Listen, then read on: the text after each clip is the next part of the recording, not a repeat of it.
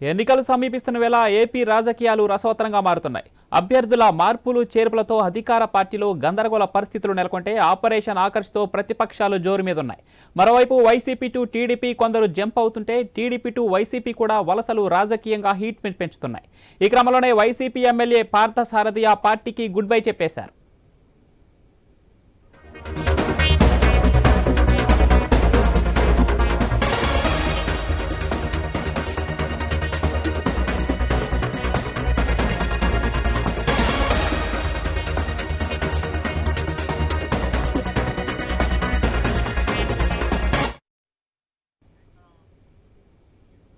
ఈ రోజు మధ్యాహ్నం హైదరాబాద్లో టీడీపీ అధినేత చంద్రబాబును ఆయన నివాసంలోనే పార్థసారథి కలవనున్నారు.